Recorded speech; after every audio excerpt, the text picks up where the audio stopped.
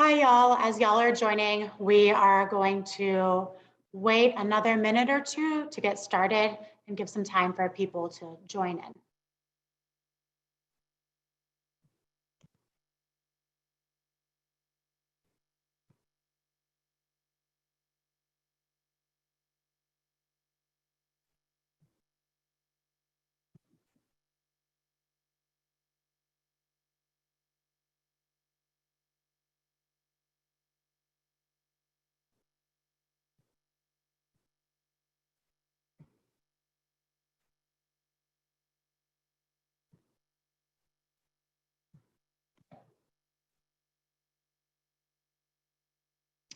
If you are just joining us, we're going to wait one more minute to allow people to join before we go ahead and get started.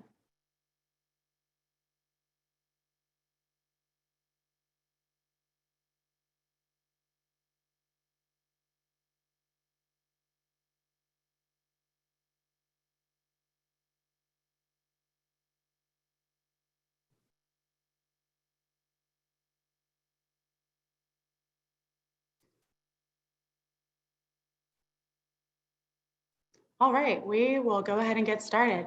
Hi, y'all. My name is Niki DuBois. I'm a licensed master social worker and alumni family liaison for Eating Recovery Center and Pathlight Mood and Anxiety. Before I introduce our speakers, I'm going to give y'all some information on the resources that we offer. These resources will be linked into the follow-up email that you'll be able to access in 2 business days after the presentation. My team, we are the Alumni and Family Liaison team, and we offer continued connection and support for our alumni throughout their recovery journey and our families, as well as community members. We offer multiple virtual support groups that are accessible for our alumni and also for community.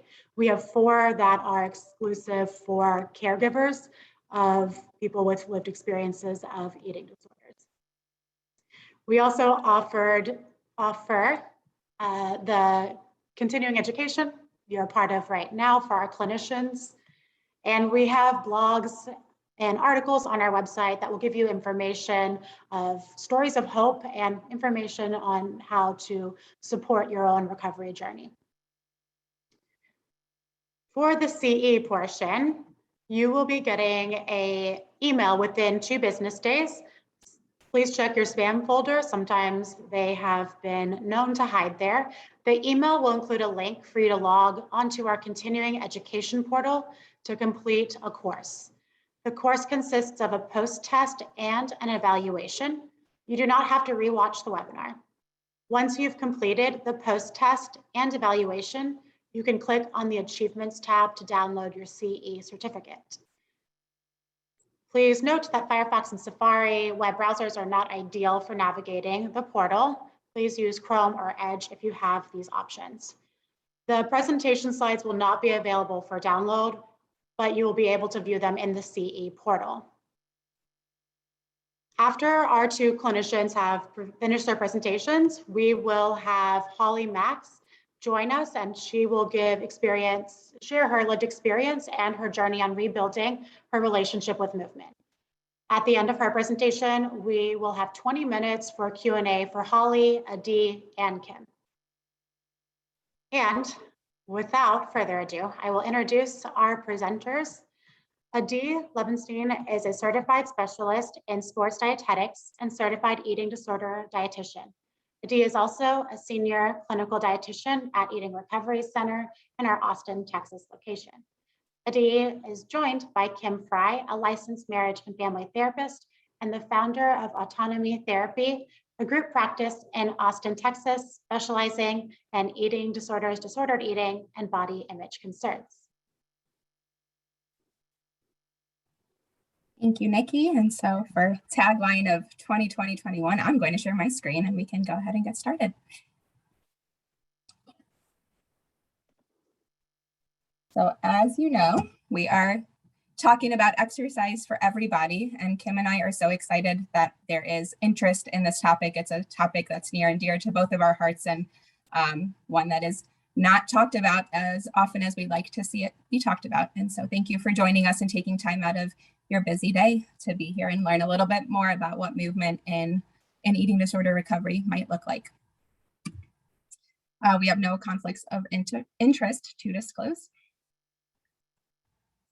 And to get us a little excited about our learning objectives today, we're going to talk about supporting both clients and clinicians in the process of utilizing exercise for body image healing by way of body positive disintegration, and to adopt an anti-diet, weight-inclusive approach to exercise.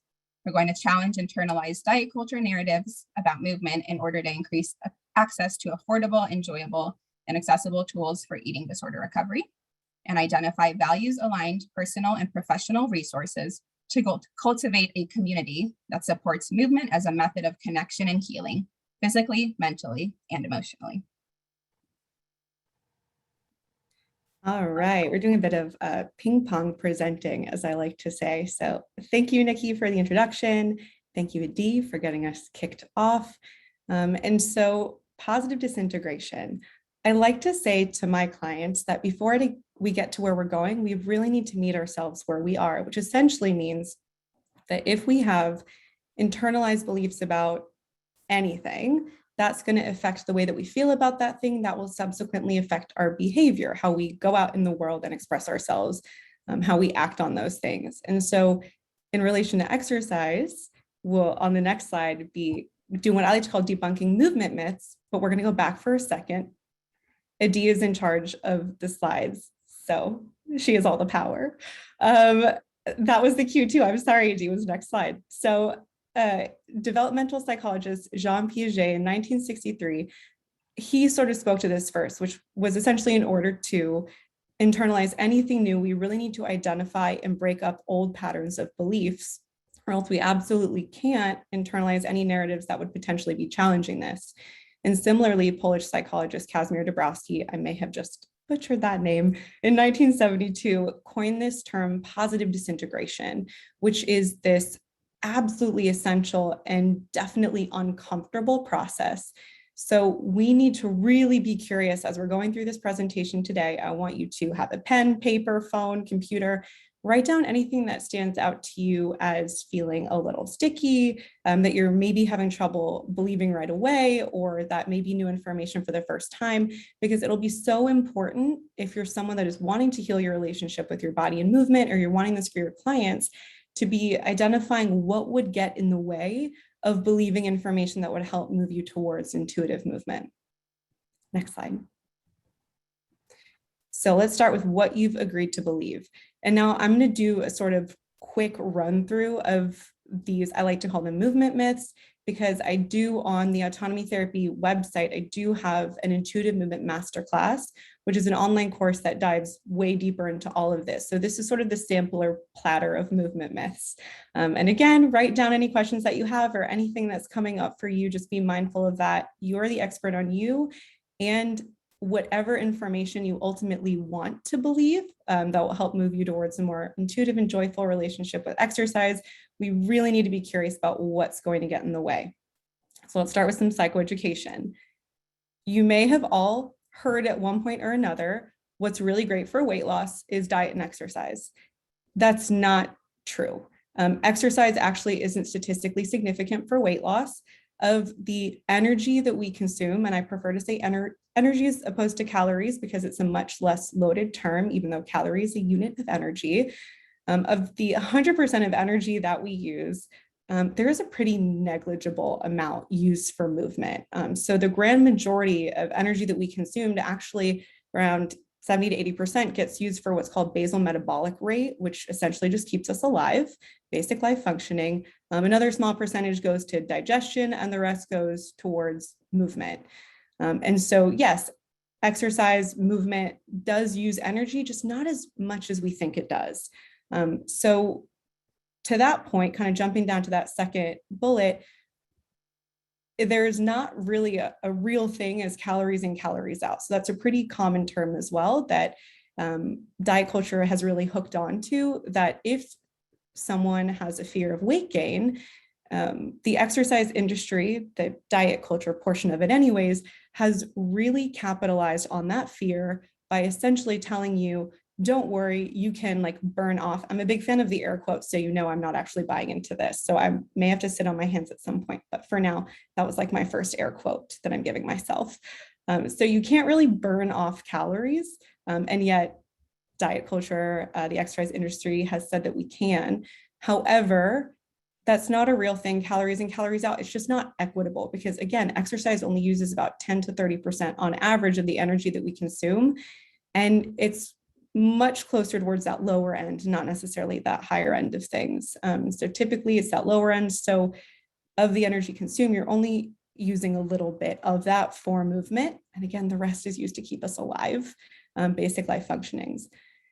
Additionally, you may have been in an exercise class before where you've heard the phrase like push yourself so you can earn XYZ at brunch, or so you can earn your next whatever, insert food, drink here.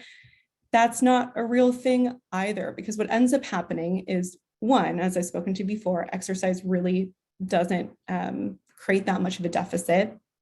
And because we've essentially created this like mental deficit, we end up maybe over consuming food or drinks or whatever it is. That's not necessarily intuitive because we've told ourselves, oh, well, I earned it. So we actually end up maybe eating more or drinking more than we would have if we didn't tell ourselves that story. And additionally, we tend to compensate by moving less later in the day. So for example, if you did a really hard spin class or whatever it is, I pick on spin so much, but if you, I really like spin. If you did whatever you did in the morning, and it was like a high intensity class and you're telling yourself this story, that the narrative that you've agreed to believe is, I have this, really, I earn this really big deficit so I can have whatever I have later, then typically not only are you consuming more, you're also potentially going to take the elevator instead of the stairs because you worked really hard, you deserve it. We're also probably going to park closer to the store as opposed to further away in the parking lot because we don't have to walk so much because we already worked out. So you kind of get what I'm saying. That these narratives already that we've told ourselves inevitably have influenced our behavior, beliefs when it comes to exercise, and yet we're acting on beliefs that aren't necessarily based in reality. Additionally, when we look at some more myths, this idea of getting into a really hot class just to sweat more, or being really proud of ourselves and we get really sweaty after a workout because we're telling ourselves it means that we burned more calories, that I can't help but do the air quotes for. That's not necessarily true either. So there's research done with regular yoga and hot yoga. And what the research shows is that participants who were in the hot yoga class reported feeling like they worked harder, but in reality, their heart rate stayed pretty similar in both classes, regardless of the temperature.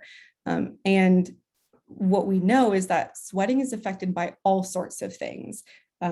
Sweat glands, DNA, biology, what you're wearing, how much caffeine you had, the temperature of the air outside, obviously in a hot class. Essentially what sweating is our body's way of regulating homeostasis and just regulating our body temperature. Sort of like my favorite my favorite comparison is sort of like a puppy panting, is like that's what our body is essentially doing when it's sweating, is just to not get overheated. Another myth with sweat is that detoxing is a thing. So people want to go to these hot classes because you feel like you've been purified and cleansed and detoxed. So our liver actually does that for us. We don't need to be sweating for that. That's our liver's job. And if we have so many toxins in our body that our liver can't do that, we actually need medical assistance as opposed to a hot class. And then lastly, no pain, no gain. So there's this idea too that exercise should feel like a punishment, like we should be suffering, it should be really intense, pushing ourselves really hard. And unfortunately, that typically just leads to overtraining, injury, and burnout. So for example, resolutions are a thing that diet culture is pretty prevalent in. So at the start of the year, there's a lot of folks that will commit to a new routine. And there's an incredibly high rate of burnout, just about 50 to 60% burnout within the first 3 months of starting a new routine at the start of the year, because it's inauthentic. It's based on like the shoulds, like I should be doing this, I should be pushing myself, as opposed to actually checking in and asking what would feel good for my body, what feels authentic, what would fit into my life really well. And again, meeting yourself where you are, which is maybe what you're telling yourself you should do isn't super authentic or not great for your body. It doesn't really want to commit to that thing long term. So even stretching can cause injury. So if there's a part of you that has internalized the belief that you need to be uncomfortable or in pain for something to be like a good workout, that is also based in a myth. Next slide. Real quick, I'm going to interject. Feel free to put in questions in the question box and we'll get to those at the end of the presentation. We're looking forward to them. Thank you. All right. So now we also need to be talking about the risk, of course. I can't just talk about how much I love movement and how great it is without also looking at the other side. I don't want to come off as biased. So Dr. Brian Cook presented the statistic that about 97% of clinicians believe that exercise and eating disorders are related. Now, what we've learned, hopefully in middle school science class, is that correlation does not imply causation. So just because we see that 97% and the words that seem to align, it doesn't mean that exercise causes relapse or causes harm.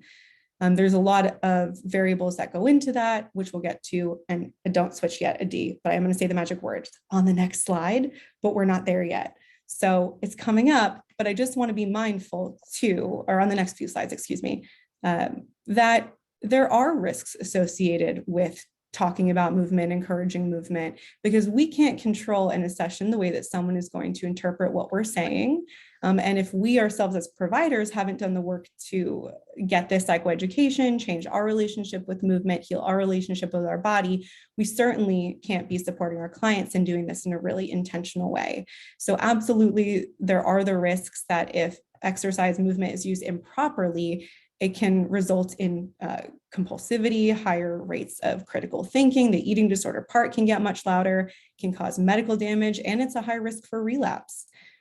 That being said, treatment options for eating disorders, disordered eating, long-lasting, intensive, and expensive.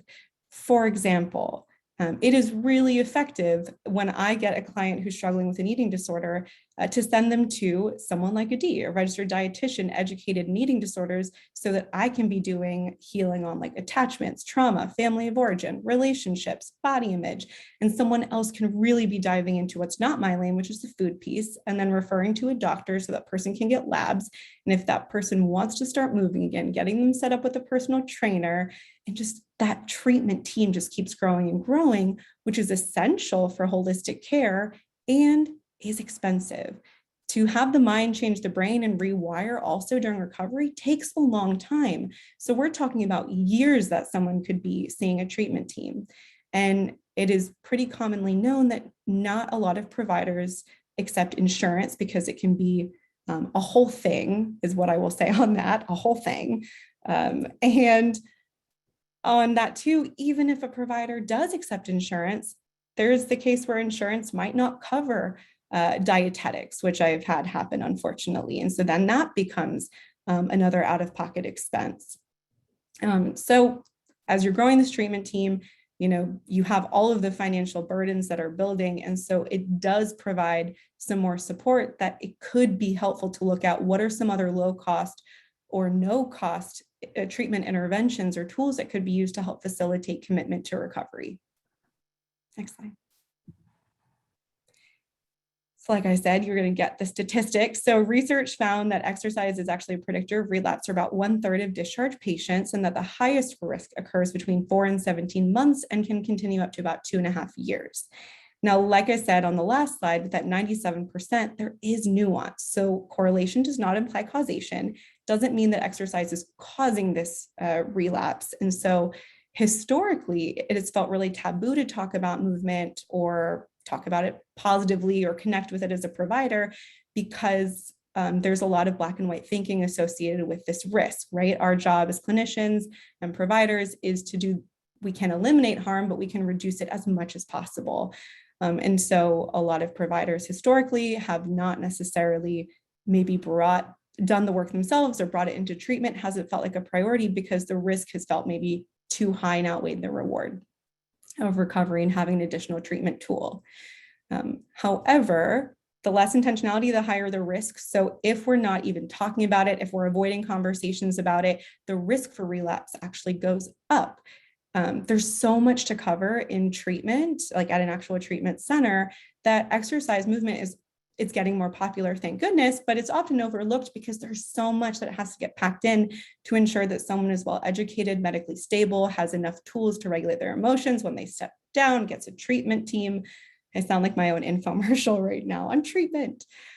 So there's so much that someone has to learn that exercise really often slips through the cracks, or they're only getting like a tiny sampler of what that could be, and then not really getting any more touch points on education after that.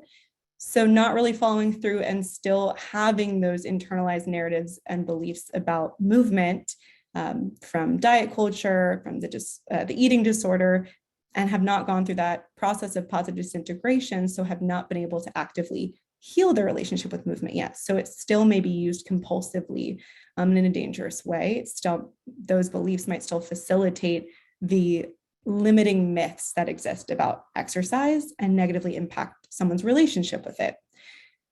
Now, something to note is that emerging literature actually doesn't support the notion of restricting exercise and treatment completely. So conversations about it, or even actually finding safe ways to implement it. So more often than not, what we found is that it may actually be the potential individual biases of clinicians that could be a risk as to why it's not getting talked about in session, because an overly cautious view of restricting conversations about movement, providing psychoeducation about it, is actually not supported by emerging literature. And previous information, previous research about exercise, like in the past, that has had more risk language about movement has influenced a more restrictive stance kind of to this day, right? The fear has influenced more avoidant, but we know that fear grows with avoidance. And so the more that we can actually just kind of directly name the psychoeducation associated, the risks associated, we get to be opening up much more dialogue with fellow clinicians and our clients about that. Next slide.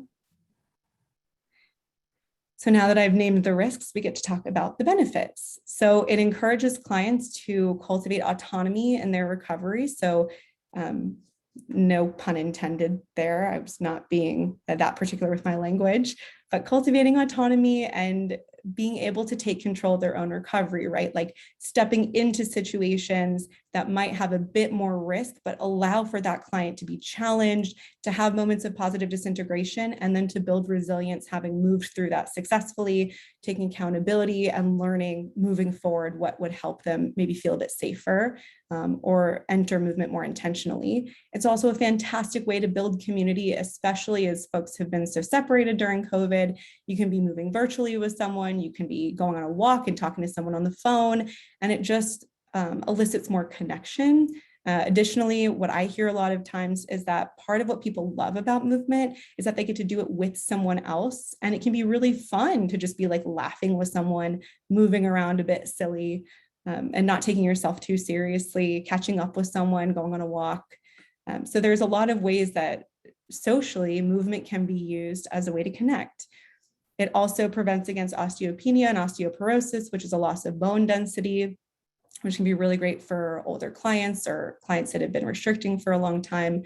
Strength training can be really good for that and prevent against it. It also lowers your risks of dementia, Alzheimer's, improves libido, and lowers risk of cardiovascular disease.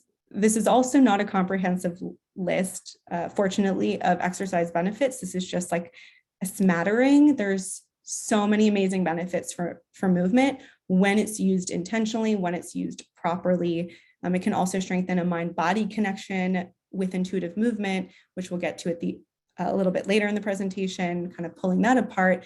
So much of intuitive movement is checking in with your body and asking yourself what you're needing in any given moment. So it can really be helping with outside of movement, even regulating your nervous system during times of distress if you're getting more familiar with connecting mind and body.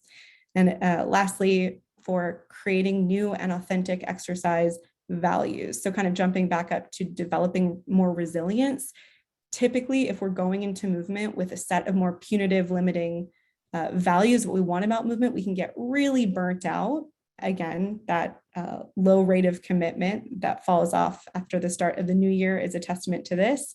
And so it's a really great opportunity to be kind of checking in and saying, what feels really important to me about moving, whether it's spirituality, energy, connection, pleasure. You get to be really curious and get to know yourself even better.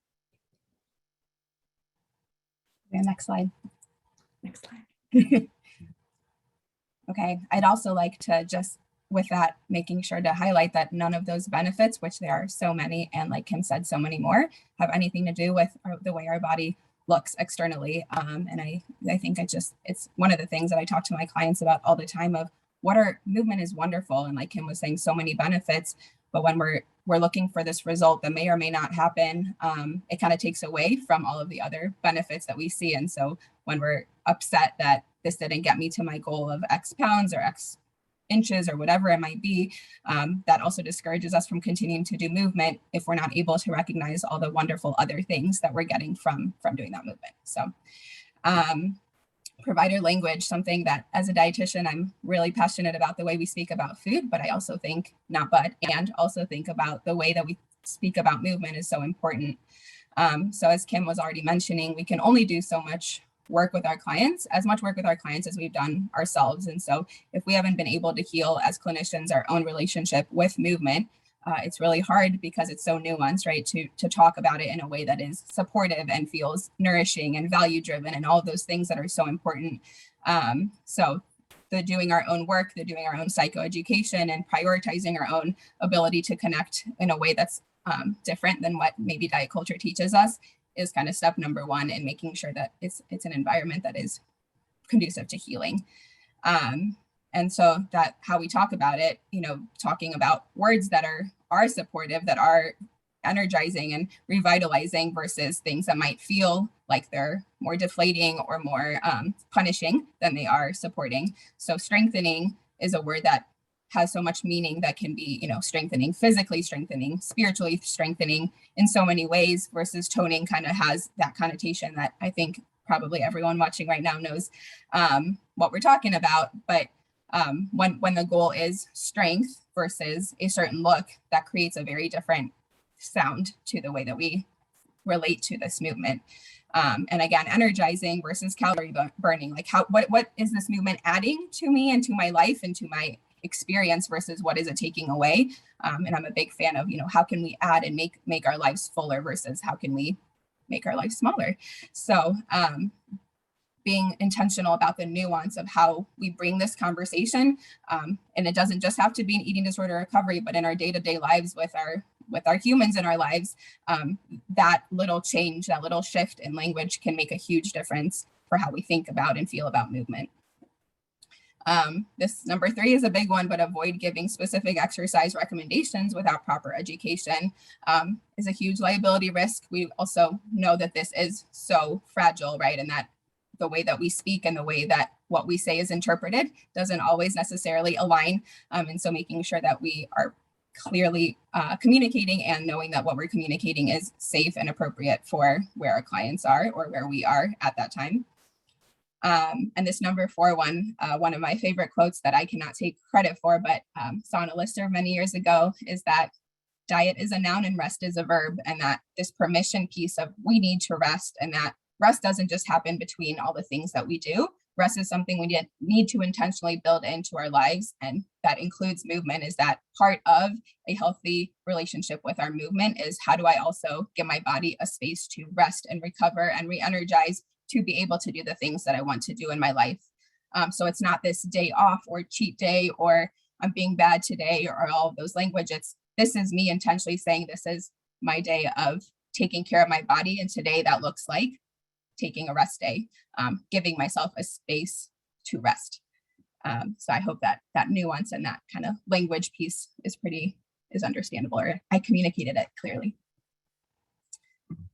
So I'd be remiss in this presentation as a dietitian if I didn't also talk about the importance of nutritional stability and kind of the priorities we look for. And this is a pyramid I kind of created. I think in our language around food, we do a lot of talking about the not eating too much and the specifics of did we have enough omega-3s or vitamin B12 or whatever it might be. But this kind of foundation of the pyramid of adequacy is super, super critical. It is the top of the top or the foundation of all the priorities.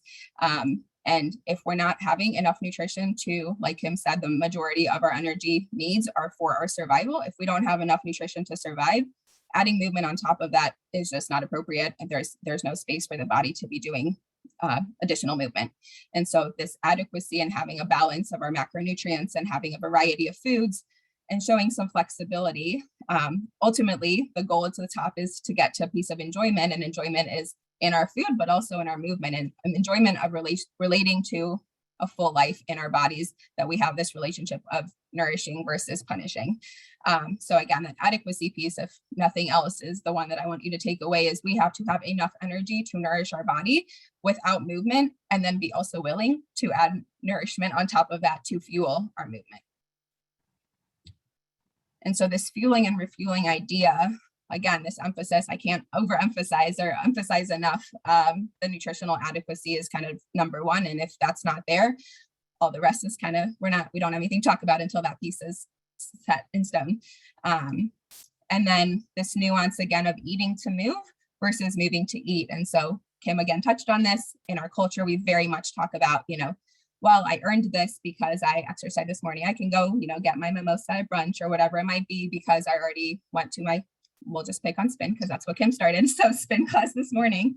But in reality, the mind shift, we'd like to see the thought of I'm fueling my body so that I can move it in a way that feels good, feels so much different than, oh, I can eat this because I moved my body. And so movement and nourishment, like nourishment has to be there regardless of the movement piece. And then if we want to add the movement piece because it feels good, because it's strengthening, because it's energizing, because it's all of those good words, then that's wonderful. And still, if we don't move our body, we still have to be nourished. And so there's also that separation that needs to be made of, I don't need to earn my food, right? As being, I tell my clients all the time, you being born as a human being has already earned you the unconditional permission to eat. And if you want to move your body because that's something that aligns with your values and feels good and all of those things, that's wonderful.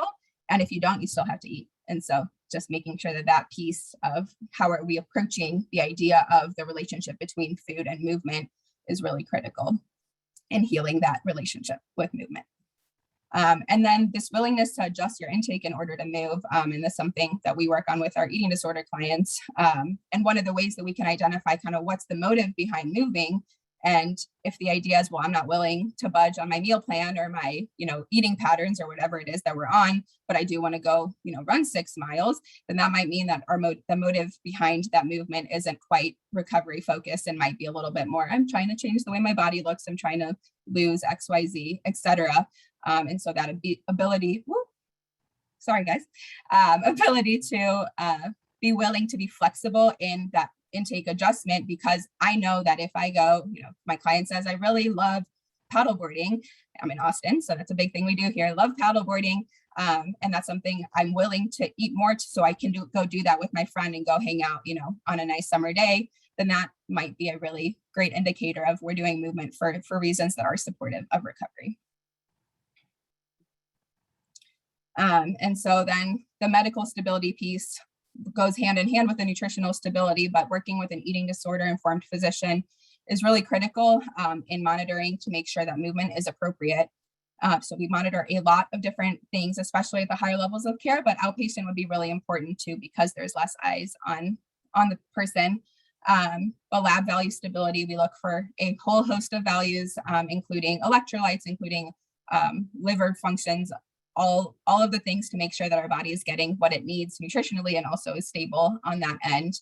Orthostatic vitals are a huge one. And for those that don't know what orthostatic vitals means, it means that we take heart rate and blood pressure at different positions of the body. So it can be from lying to sitting and sitting to standing, and seeing what the difference is, because sometimes just one indication is not enough to tell us kind of the body's ability to adjust to different forms of being for our body.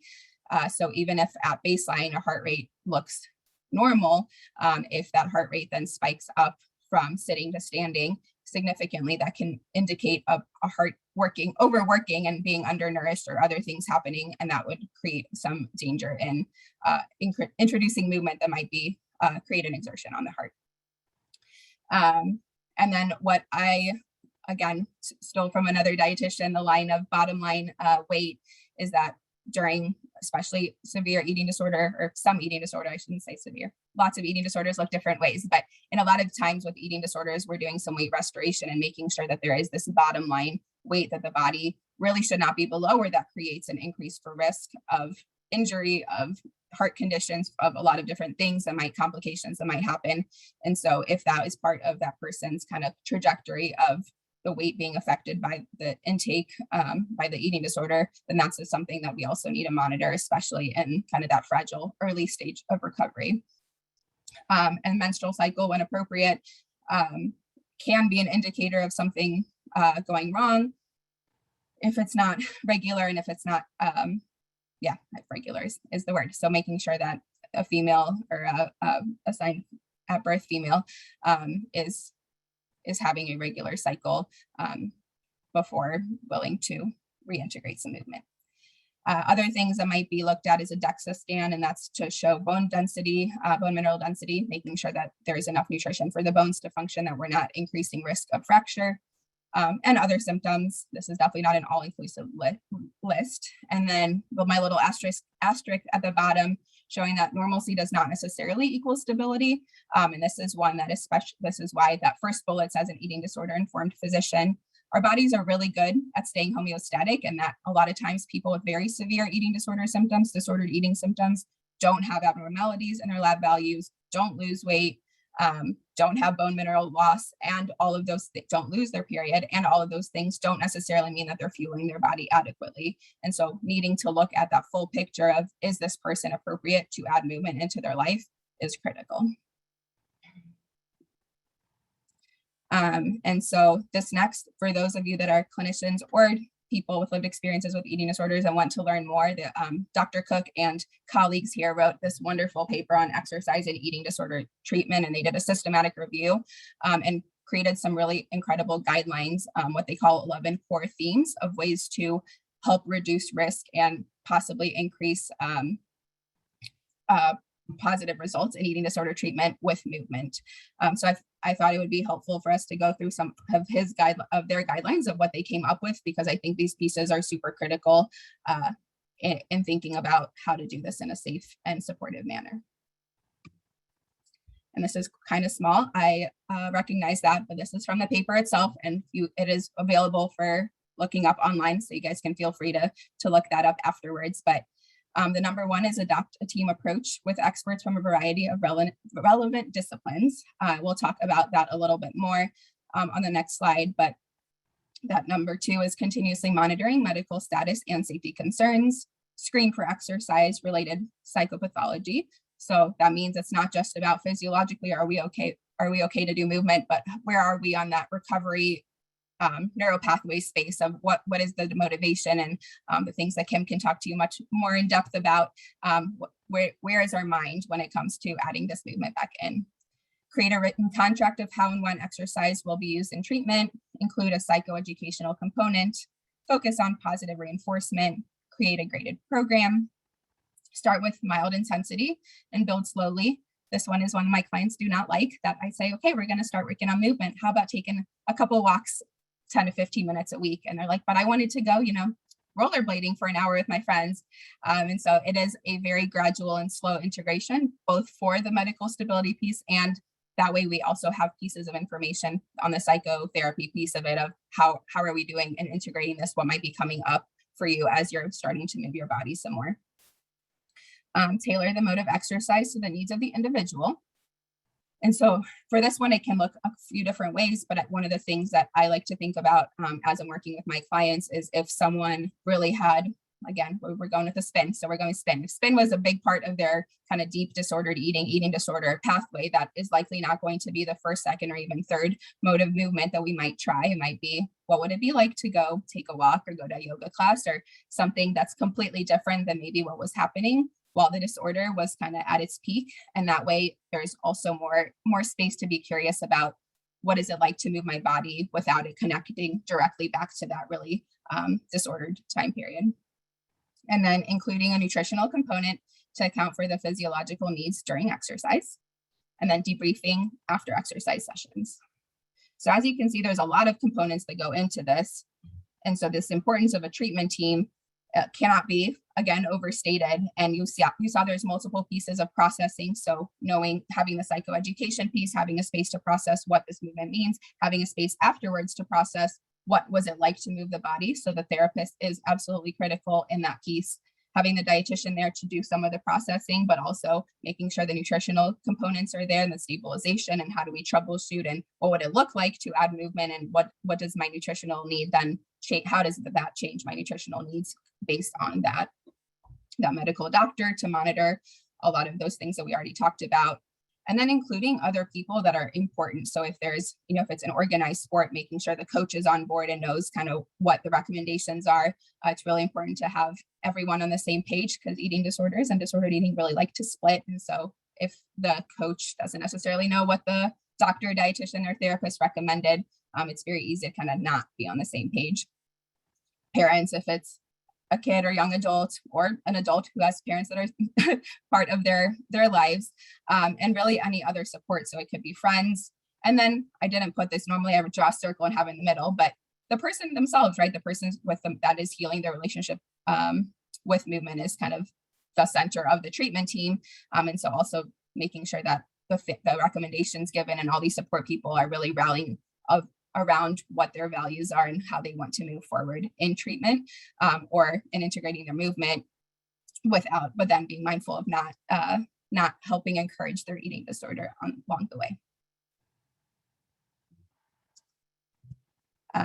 So in the reducing risk realm, very important, right? So there's so many things that affect our relationship with movement. This is definitely not an exhaustive list. We kind of just highlighted and pulled a couple that we thought would be helpful to mention, to keep note of, and really make sure that they're not getting in the way of this healing process.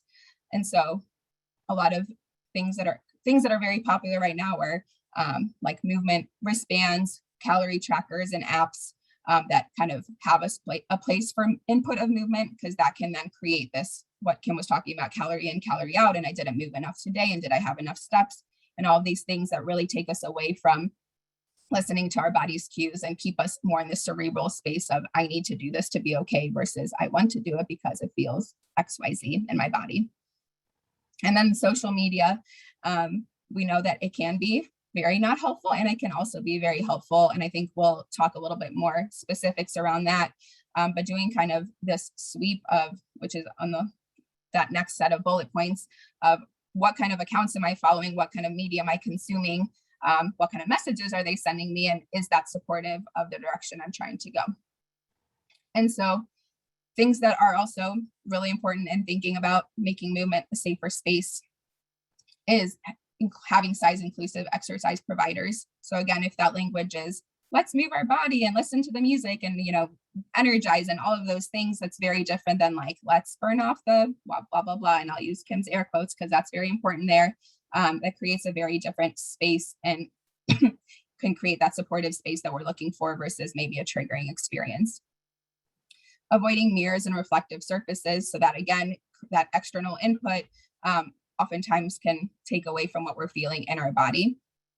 And Kim can also speak to the piece of making sure that our form is good and all of that. But I think that when we're trained well in listening to our body, we can also feel the way the movement feels in our body and what is and isn't safe movement. But I'll let Kim add that to that afterwards if she has anything she wants to say. And then, excuse me, wearing, this is allergies, by the way. I know the times that we're in, very much allergies in Austin. Wearing comfortable clothing. So thinking about how much when we wear clothes that don't fit well or are tight or uncomfortable, that really draws a lot of attention to our external body versus the internal sensations. And so if we can wear clothes that are feeling comfortable for us to move our body, and that creates a space that feels more supportive and safe for movement. Prioritizing intuitive and joyful movements. So again, things that we enjoy, things that feel good in our body, not the things that we quote unquote feel like we should be doing. And doing that social media sweep of what is the information that I'm consuming about movement and bodies.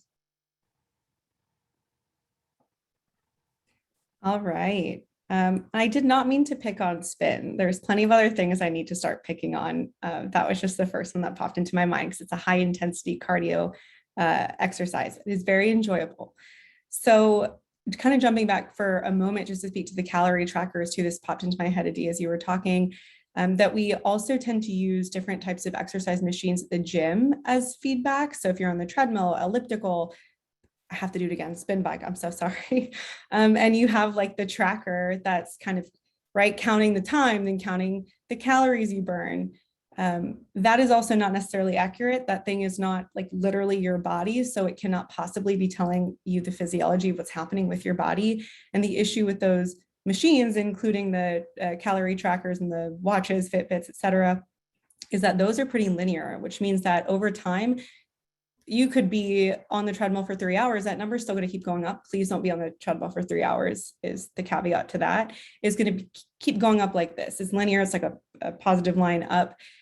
That's not how our bodies work. So after a period of time, actually, depending on the intensity and duration of movement, our metabolism will actually slow down to create a bit of a plateau with the amount of energy it uses, because we would literally die if we were just on the treadmill for hours and our metabolism just kept using energy like it was a straight, we would have nothing left for actual life. So just something to be aware of, that if you're using those calorie trackers or any type of tracking software, that it is actually not as linear as that thing is telling you. And they wouldn't really be selling as much equipment if that came with the brochure for it. So to be mindful of.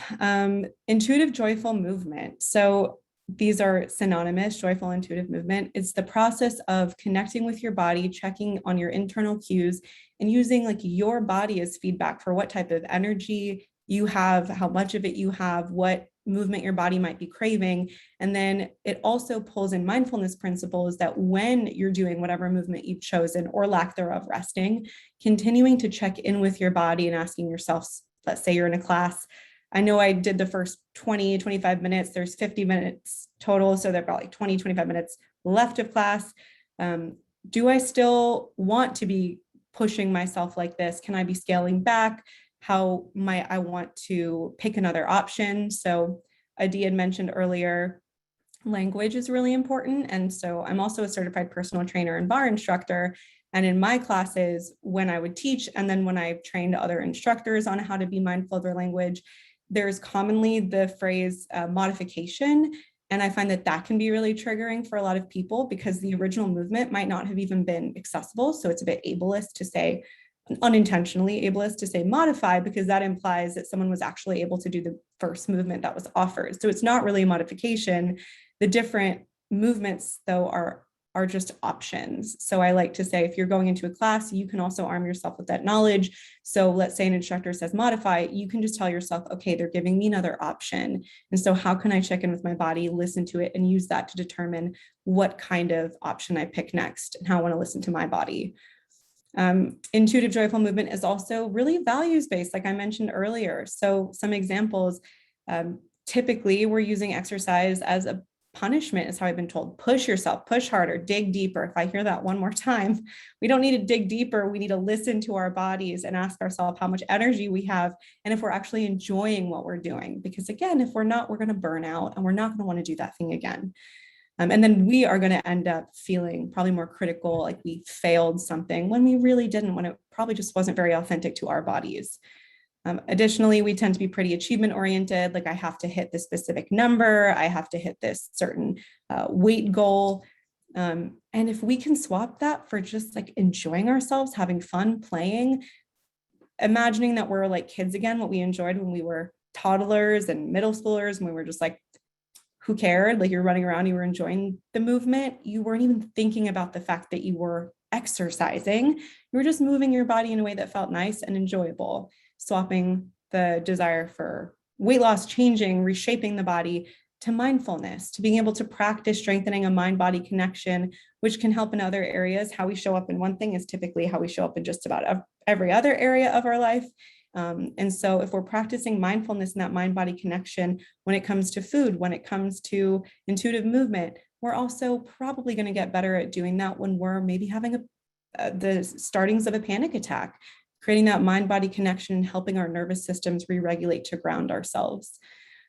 Obligation versus connection, that's sort of the language piece of telling ourselves, I have to get out of bed, I should do this thing, which feels so like grating, as opposed to I'm really looking forward to that weight class today because I know I'm going to see Adee there, and I can't wait to hear about her weekend. And we'll be able to like lift weights and talk together, and that can feel really nice. So I'm looking forward to this movement opportunity because I'm going to feel connected to someone.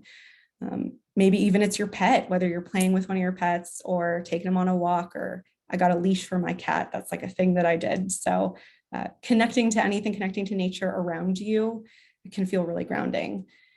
And then, like Adee said earlier, if you were attached to a certain type of exercise that ended up leading you towards a more punitive, compulsive, and obsessive path of focusing on movement, the recommendation is that you're not going to jump right back into that. It's not going to be your first, second, or even your third, as she said, option for moving. Create a whole, and I've done this too for clients, is create a whole list of different movement options that might feel really good. Maybe it's rollerblading. I tried Heelys recently. That was a mistake, but it could not be for someone else.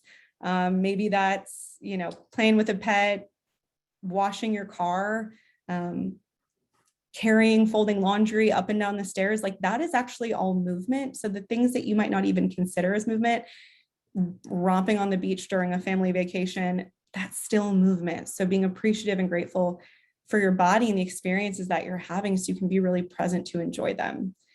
And then the language piece too of, I hear all the time, I don't want to do just a walk, or I'm resistant to that yoga, which I think are more like the stereotypical lower impact forms of movement because it's not a good workout or it didn't count. And to that, kind of jumping back to the very first slide of positive disintegration, is then you need to be curious about what is your definition of what it means to have a good workout, and get really curious, start pulling that apart. If it didn't count, what do you mean it didn't count? So what counts? And beginning to help yourself ask like the right questions to meet yourself where you are.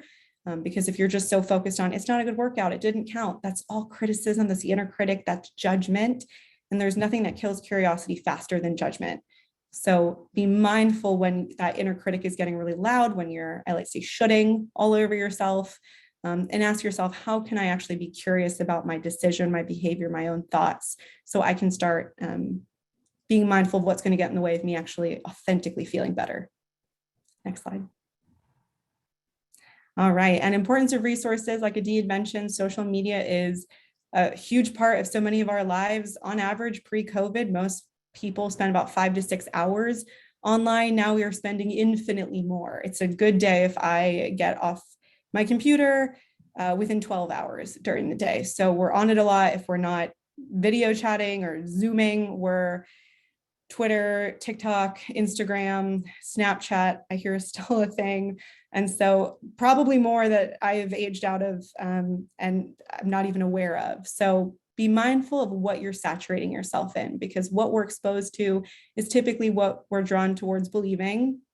And if your social media feed is diet culture influencers, if it's sort of the fit pros, whatever it is that are promoting weight loss things, that's what your brain is going to see and internalize. So we really want to be supporting you in following different influencers, whomever, colleagues, other professionals that share your values or the values that you really want to start leaning into. And so some examples of hashtags: intuitive movement, joyful movement, hey is mindful movement, inclusive fitness can be one. So my recommendation too is, once you find one that you want to start following, I just made up a word. Scroll through and scan. Who else is following that person? Who else might share your values? Who commented that might share your values, or be someone that you get excited about looking at their content and feel inspired by? As far as that treatment team, definitely making sure that if you're someone who's wanting to heal your relationship with your body and movement, that you're not trying to do that alone. Eating disorders thrive in isolation. And so if you feel embarrassment, shame, insecurity, or parts of you are feeling that, not letting that dictate your behavior. So making sure, again, that you be curious about, how might that get in the way of me actually feeling better? And beginning to seek out professional members of the community that can be supporting you on your journey: therapist, dietitian, educated in disordered eating and eating disorders. Additionally, finding anti-diet exercise professionals is really important. I'm really excited to share that there's so many more now than there were even just a few years ago that are popping up. And we have a handful in Austin and then a ton that are still offering virtual options because of COVID. And I've realized that that reach can be incredibly helpful. So definitely seeking out inclusive movement providers will be helpful as well. And that's someone that can be added right to the treatment team. So to support the work that you as a clinician are doing, or that you as a client, or someone that is both. And then some, if you want to screenshot this slide, some examples of athletic clothing companies that have accessible sizing: Old Navy, Fabletics, Athletic, Girlfriend Collective, Superfit Hero. This is definitely not an exhaustive list. I just couldn't really fit many more with the GIF of the cat that I really wanted to put in here. So these are just a start, but be on the lookout for brands that will share your values. And on to you, Adee. Yeah, so, and we wanted to kind of wrap it up before we pass it on to Holly and Niki, but main takeaways being identifying and challenging existing movement myths, because like Kim said, if we aren't identifying where we are right now, it's hard to move forward or change kind of the way that we're thinking or relating to movement. Arming yourself with ample education, creating open dialogue about movement and recovery. And this spaces, or this bullet is one that I'm really passionate about. I think we do a really great job of talking about exposures and talking about, you know, what would it be like to eat lunch with your friend, or what would it be like to go in the social setting if that's anxiety provoking.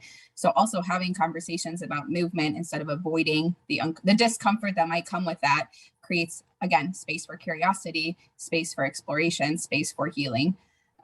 Being mindful of language, seeking eating disorder educated providers to create safety, confirm medical stabilization, and that's an ongoing piece. So that's not okay, I'm medically stable, now I'm forever always in this status.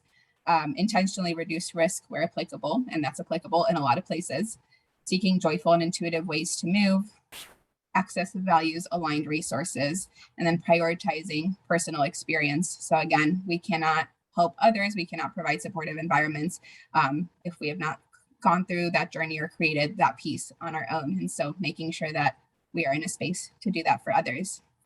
And so we've got a few citations here, and then next we will have Holly chatting with Niki. And Holly is a certified bar instructor and photographer. She offers her own size inclusive bar classes online and will be teaching with Austin Body Collective in person very soon. She hopes to help others feel at home in their bodies through movement and photography. And as someone in a larger body with a past of eating disorder behavior herself, Holly wants her work to be a safe space for larger bodies to find joy and movement themselves. With that, I'm going to take it away. Thank you, Adee, for introducing Holly. And Holly, thank you for joining us and for coming to share a little bit of your experience on your recovery journey and what it's been like for you to repair your relationship. So to get us started, will you share a brief overview on your relationship with movement, food in your body prior to working on the reparation of that? Sure. Thanks for having me too. I'm very excited to be here. And thanks, Adee. I just, let's see, I guess, my whole life I've kind of been in a larger body.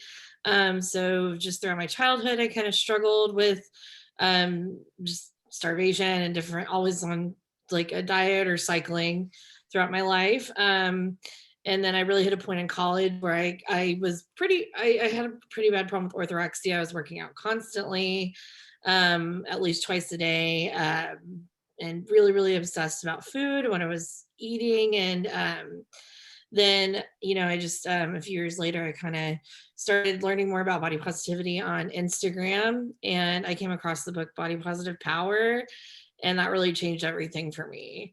I had gained some weight back. I'd kind of, put things on the back burner. And as far as like caring so much about food and exercise as like the forefront and all I was thinking about.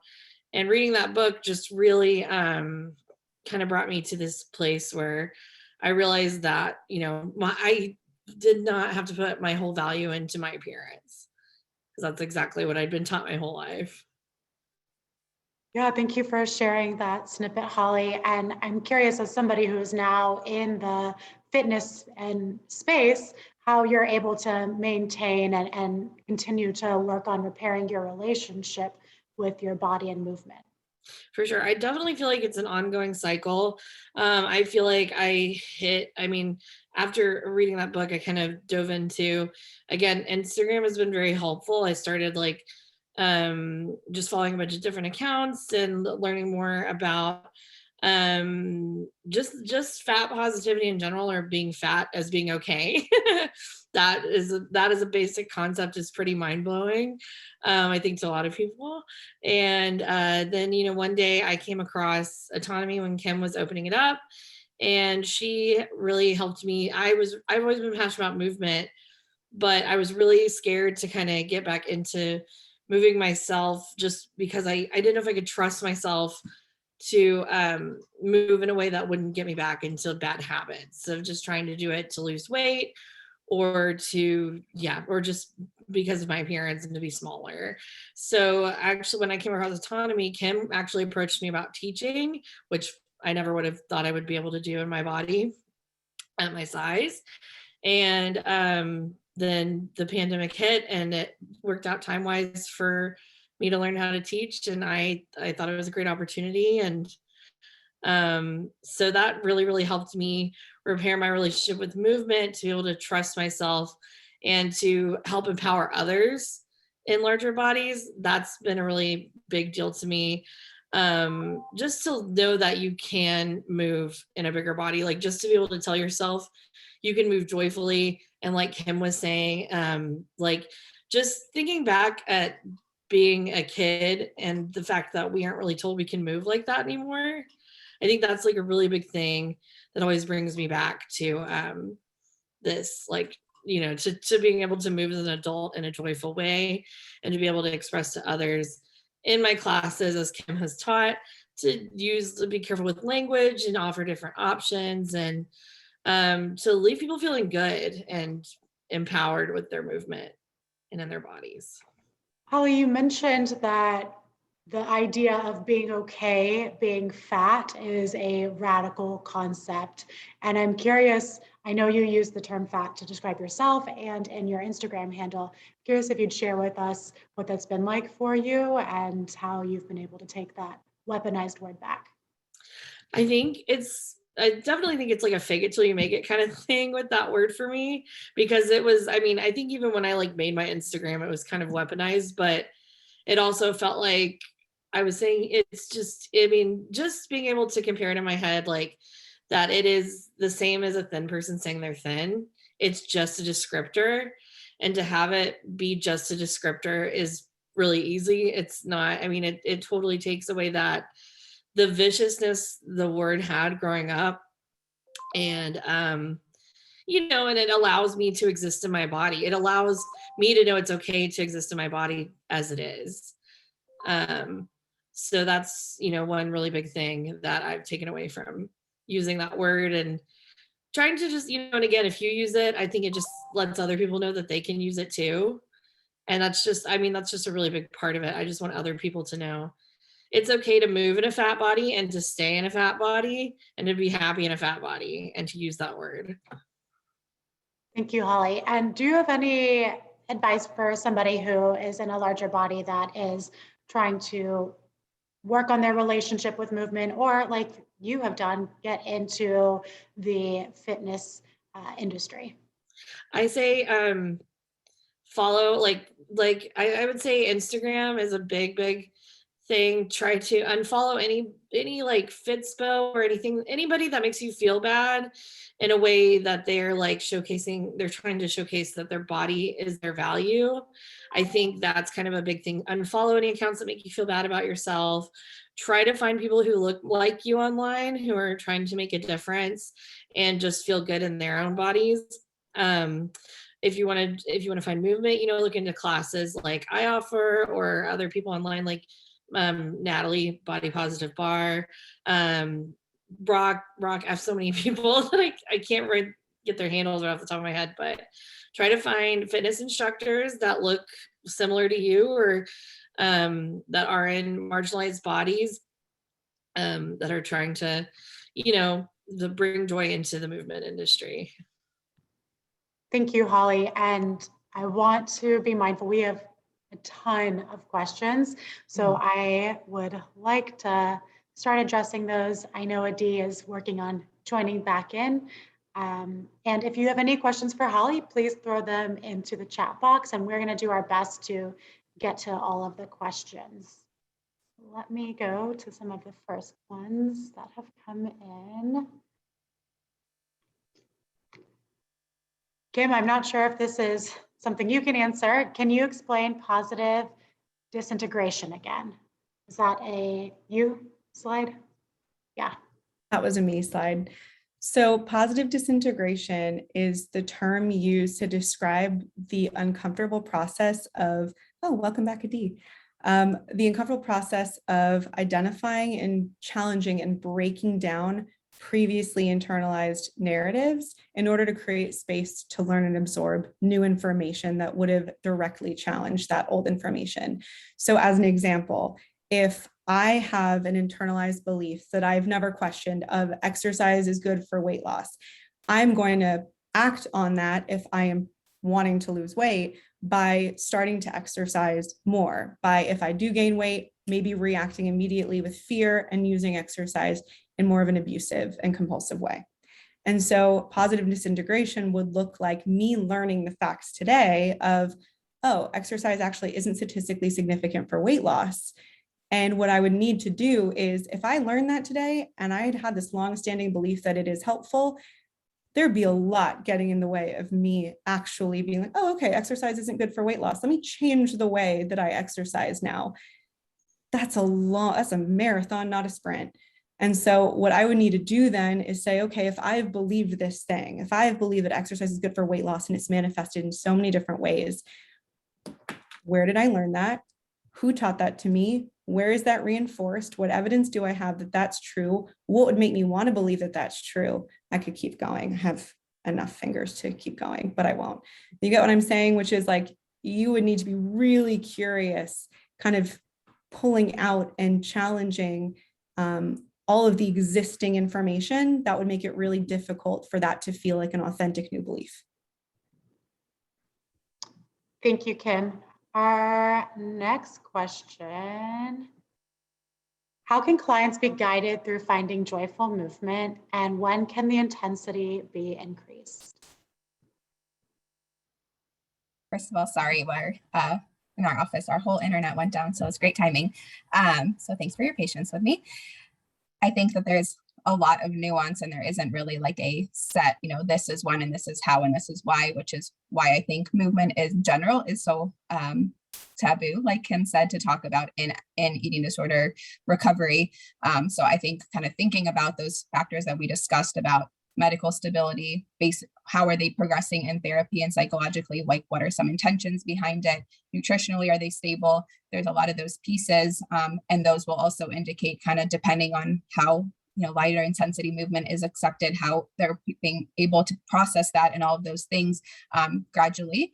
And again, it's very gradual. It's a very slow process, but gradually, how do we increase that and also make sure that all of those pieces are still in place of a space to process of before and after, very intentional about monitoring both the physiological and psychological pieces would be my very not specific, but kind of overarching response. Kim, if you want to add anything. Thank you, Adee. Holly, where can people find you online? We have people that are asking if they can find your classes. Yeah, my Instagram is at FitFatHollyMax, MAX. So should be able to just find me there. Or you can also follow Fat Babes Movement and I'm there as well. Yeah. Thank you. How do we integrate positive thoughts towards movement and move more away from the negative beliefs? I'll take that one. I mean, I think we also kind of addressed that in the last one, which is how do you move away from the more compulsive narratives that you've internalized about movement already? It's by being curious about what you've agreed to believe in the past. So before you get to where you want to go, right, which is the positive beliefs about movement, the more intuitive, compassionate patient values, a more authentic you values, you need to be curious and do the work, ideally with a therapist and dietitian, about what have you already agreed to believe that is rooted in diet culture, is rooted in fat phobia, and compulsive weight loss desired beliefs. Thank you, Kim.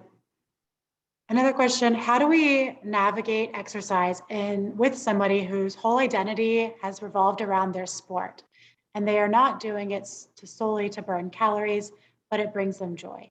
Incorporating it appears to be both helping and hindering their recovery. That's a great question. And I think that is such a critical piece, right? That it can it become part of the identity without being the whole identity? And that's where, a therapist like Kim would help with what are pieces that are important to you in your life? What are some of your values that might not be associated or aligned, or not necessarily aligned, but associated or completely overlapping with your sport? And also recognizing that is such a big part of what people value and and that does provide, but also pulling apart, is that also providing connection, belonging, right? There's other pieces to sports that aren't just the movement. And then creating that space for curiosity about how can I incorporate other things that are value aligned while also moving the body. And so I think that also, like, are they willing to, if basketball is their sport, are they willing to go play some sand volleyball, like just for fun, or do some yoga, or go on a walk, right? There's all these different options of movement. So how do we add that piece of curiosity, exploration, while also knowing that their sport is so important to them, and continuing that conversation? And I'm going to jump in for this too, because when you ask that, part of me gets really sad, because I've met with a lot of clients who, as kids and adolescents, had like their sport. It was like their thing. They were obsessed with it. They did it all the time. That was where they had their friends, and maybe they injured themselves and all of a sudden they had to stop cold turkey. It was so traumatizing because in a second they lost like all of their identity, all of their social support. And so, kind of to piggyback off of what Adee just said, is it can be a really big part of their life if it's like that rewarding. It can't be everything, because if there's like, if they can't do that for whatever reason, if they can't play that sport, it is going to be a very traumatizing experience if that, for whatever reason, is like taken away. And so to find other things, like Adee mentioned earlier, to add, as opposed to taking that away, like as opposed to adding more other areas in which they could get value and feel connected. And did they get the same amount of value from watching that sport, from watching other sports? So are they okay with not playing and rooting for friends who are doing it? Or is it just they have to play that or it's nothing? Thank you, Kim and Adee. How do we balance helping clients change the narrative, but still help them recognize that not all discomfort is bad or to be avoided, since positive change also takes place there? What was the last word after change, or last couple words? Since positive change also takes place there. I think that is a part that is kind of way further along the line. Kind of like when talking about healing your relationship with food, that gentle nutrition piece comes way further down the line of, listening to your body, rejecting the diet mentality, honoring your hunger, fullness cues, all of those kinds of pieces. And that without all of those things pre-existing, that kind of disordered thought pattern is a really high risk for coming back in if we integrate that too soon. And so I think that exploring different types of movement, seeing what it feels like, being curious, again, what would it be like to wake up in the morning before I go to class or work to exercise versus I have to do this or my day is over and I cannot go to work and I would rather, exercise than get the appropriate amount of sleep, etc. It takes a long time to get to that point of healing to figure out this is what feels good in my body. And I think that is part of the intuitive movement overarching kind of idea, is that intensity is a lot of times enjoyable, but when we're doing it from a space of I need to do it for it to quote unquote count, versus I want to do this because I know that I really enjoy this specific type of movement, or I feel strong, or I like the way that whatever fill in the blank, are very nuanced but take a long time to kind of get to that separation space. Thank you, Adee. And when clients are having the conversation with their clinicians that they're wanting to use movement earlier in the process, it sounds, and they're wanting to repair their body image, what are some ways that clinicians can have a conversation around engaging in different exercises or helping them reframe movement in a way that it's not just in their mind for repairing their body image? Well, I think, again, before we get to where we want to go, we have to meet ourselves where we are. People are going to have nightmares about that one-liner, but I'm sorry, it's my favorite. And that applies here. If what you want is to be able to integrate movement and and I may have misunderstood, but you're kind of earlier on in the start of it, what needs to come before movement is assessing for safety. So assess for medical stability. So that client needs to see a registered dietitian educated in eating disorders to make sure that they have enough nutrients to properly support them actually jumping into movement. Also see a doctor to get their labs done to make sure they're medically stable. So they need to see the appropriate providers to ensure that physiologically they're doing well and like physically they're able to move in a way that's safe. And additionally, psychoeducation. So providers, if you don't already have a lot of this information, I urge you to do this work and seek out this information yourself so that you can be bringing it into session and sharing it with clients and having like open discussions about it. And also a values-based conversation. So before encouraging clients to move again, they could jump right back into a different exercise. Let's say their go-to was, I'm going to pick kickboxing this go around instead of spin. So let's say their go-to is kickboxing and they had used that like compulsively. We need to do psychoeducation about movement and also be assessing, okay, what values did you bring into that space? What did you feel drew you to that? What motivated you to move before? Okay, before you step back into kickboxing, let's pick some alternative ways to move. And now let's run through some different values that you could be drawing and bringing with you, sort of like set an intention to really enjoy that time, to feel more connected, to feel more grounded, to practice presence. So all of that should come before moving. Thank you, Kim. Yeah, can I add real quick? Go ahead. The piece of the body image of, the idea that we're not exercising to punish our body, but to nourish our body, to honor our body, to do all of those things. And so talking about kind of how is movement, that body image and movement piece of, what is my body able to do? How can I be grateful for the things that it does do and is able to do versus, oh, I'm not, at the fitness, quote unquote, fitness level that I was before, or I'm sore when I do this movement that didn't make me sore before, kind of flipping that intentionality of how can I be grateful? How can I relate to my body in this way and be thankful for the things that it's able to do for me? I'd like to piggyback off that if it's okay, real quick. Yeah, go ahead, Holly. I like it to add to that. I just think it's also important. Another reason to find instructors who are trying to be very mindful in classes when you do want to move again is because I try to reiterate all the time to listen to your body and to trust yourself in my classes and to say that, your body is the first instructor. I'm just another one.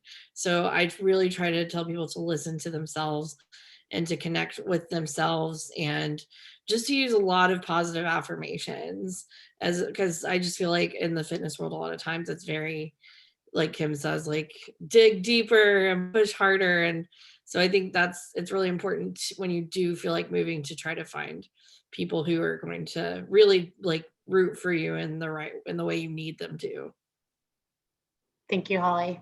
And this question is for all of y'all. So often when people go to see a medical provider, regardless of whether they have an eating disorder or not, the recommendation might be weight loss, and it can be a physical trainer as well. So are there any ways that y'all have found to navigate clients through how to go through those interactions or to avoid them?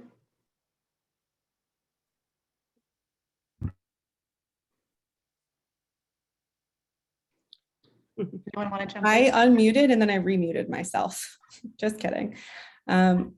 So we can't eliminate risk. We can do our best though to reduce it. And so before even stepping foot in a doctor's office or a dietitian's or a trainer, like any provider, any healthcare provider, wellness provider, do your research as best as possible and know if that person is fat positive, weight inclusive, if that person has a history of recommending weight loss, or if they've gotten really good reviews from other clients or friends or other professionals, that they are, value sharing professionals. And let's say you're actually there, or maybe even before you go, if you're not sure, you can always call the office or the provider and just say, look, these are my intentions coming in. These are my values. I would really appreciate not having to have any conversations about this. That's not something I'm interested in.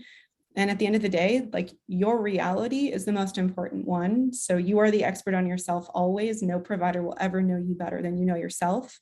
And if you're doing the work to show up for yourself, provide yourself compassion, and you are not going in there to hop on a weight loss train and share that with a provider, you don't have to hold that for anyone. So the second they say that, you can say, we're going to move past that. I'm not going to have a conversation about that. If you can't do that, I will need to leave. And you get to set that boundary. And you certainly would have all of our support to do that. I definitely will say, I think it's very important for people to know that going into a doctor's office, you do not have to be weighed. Unless like they need it for like medicine or medication, or like they even just like anesthesia or something. Those are the only two reasons they would ever potentially need to weigh you. So you do not have to be weighed in a doctor's office. Holly, do you have experience of telling the providers no that you'd like to share, or ways that you've been able to prepare if you've gone into the doctor? I'm still definitely working on that. And I think it's a little challenging to find, you have to find a provider in your network generally that will be fat positive, which is it's not, really challenging to find that. But I've definitely had issues with doctors where I did put my foot down and say, I don't want to be weighed, but I was still told I needed to lose weight. Never had my weight recorded. And I was still told by providers to lose weight, even though I told them I didn't want to go that route. So but I do want people to know that it's possible. I'm still on my journey to find a doctor that will help me with that. But I would recommend going to the Hayes website. If you need to find a provider, they have a lot of resources for people to find providers who are at least Hayes informed. Thank you, Holly. And for those of y'all that are not aware of what HAES is, it stands for Health at Every Size. This is an interesting question. Do you believe it is possible / healthy to hold a goal of losing weight and moving mindfully / intuitively / authentically?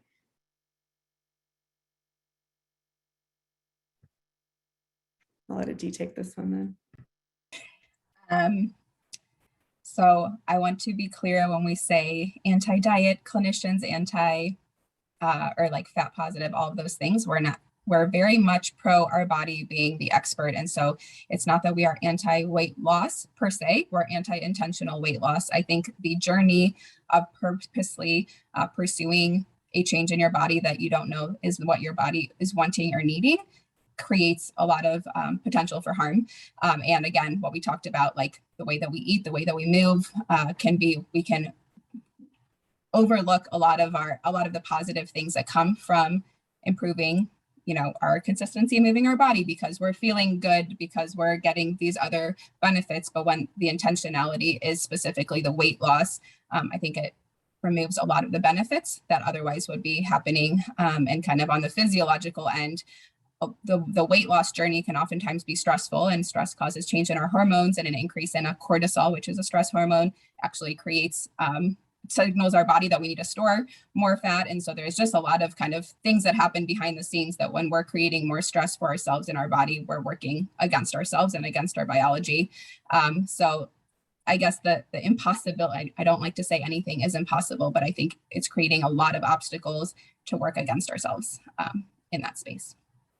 And as a reminder, exercise is not statistically significant for weight loss. So if you're saying, is it possible to use exercise for weight loss, but also have mindful and intentional values? It's not. Also, if Adee's not going to say it, I'll say it. It's not possible, because other than our body and exercise, like just not doing that, it's not intuitive movement or joyful movement if you're using it for weight loss. Just like it's not intuitive eating if you're hoping to use it like a diet and lose weight. Thank you, Kim. We had a few questions asking if we could get some clarification on bottom line weight that is needed for exercise to begin. Sure. So the idea being that I work at a higher level of care in a partial hospitalization program, but in any level of care with an eating disorder, if weight loss has occurred kind of below the line of where the body would have been naturally without the intervention of the eating disorder and disordered eating patterns, one of the things we look for as a marker of improved status, nutritional status, medical status, et cetera, is weight restoration.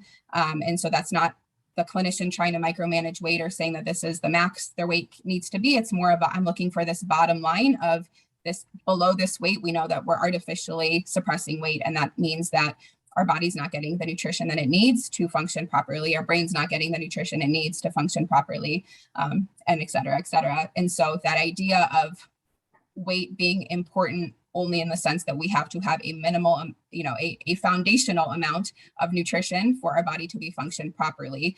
And so I say bottom line because a lot of times when we talk about ideal body weight or words like that, they can add a lot of stigma, a lot of kind of nuance and weight, for lack of a better word, to that idea. And it's not a micromanaging of the body size. It is making sure that the eating disorder is not artificially suppressing the amount of nutrition or the amount of then weight, therefore, that is in the body.